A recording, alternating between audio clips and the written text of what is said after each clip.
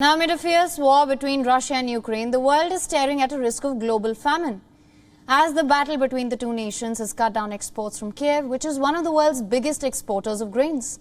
The Russian foreign minister, however, has put the onus on Ukraine for halting exports. Here's a detailed report on the same.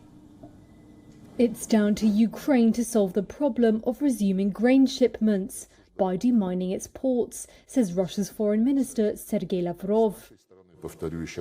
I'm repeating one more time that we've never created obstacles on our side to solve this problem, this little problem, as it is actually little. If the Ukrainian authorities are ready, then we are glad to cooperate. Speaking in Ankara on Wednesday after a meeting with his Turkish counterpart, Mevlut Çavuşoğlu, Lavrov said no action was required on the Russian side as it had already made all the necessary commitments. Ukraine is one of the world's biggest exporters of grain. Western countries have accused Russia of creating a risk of global famine by shutting the country's Black Sea ports. Moscow denies responsibility for the crisis, putting the blame on Western sanctions. The United Nations have appealed to both sides, as well as maritime neighbour and NATO member Turkey, to agree a corridor for exports to be resumed. Following Wednesday's talks, Çavuşoğlu said the UN-backed plan was reasonable, but added both Russia and Ukraine would have to agree to it. Any deal could involve a Turkish naval escort for tankers leaving Odessa and other Ukrainian ports, which are currently blockaded by Russia's navy, and onward to Turkey's straits and global markets.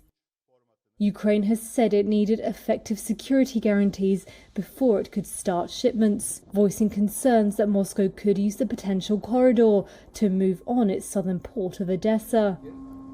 Lavrov said Moscow would not use the situation surrounding grain shipments in and around the Black Sea to advance what it calls a special military operation, as long as Ukraine lets ships leave safely.